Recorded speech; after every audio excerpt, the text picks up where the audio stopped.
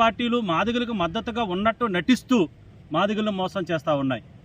కానీ అలాంటి పరిస్థితి రాకూడదని ఒక జేఏసీగా ఏర్పాటు చేసి మరి ఇక్కడ ఈ నెల 28వ తారీఖున జేఏసీ ఆధ్వర్యంలో మందకృష్ణ మాదిగ గారు, అలాగే దీనికి ముఖ్య అతిథిగా కేంద్ర సామాజిక న్యాయ శాఖ మంత్రి శ్రీ అబ్బయ్య నారాయణ స్వామి గారు కూడా ఇక్కడికి రావడం జరుగుతూ ఉంది.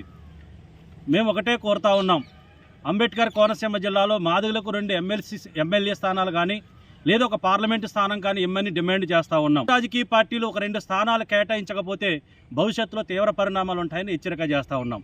అదే రకంగా రేపు రాష్ట్ర ప్రభుత్వం ప్రతిష్టాత్మకంగా తీసుకున్నటువంటి అంబేద్కర్ 125 అడుగుల విగ్రహాన్ని మేము స్వాగతిస్తున్నాం. కానీ మా దళిత గిరిజనులకు రావాల్సిన 70,000 కోట్ల రూపాయల నిధులని కాజేసి 400 రూపాయల కోట్లతో మేము అంబేద్కర్ విగ్రహాన్ని మేము పెడుతున్నామంటే మేము దాన్ని స్వాగతించాం.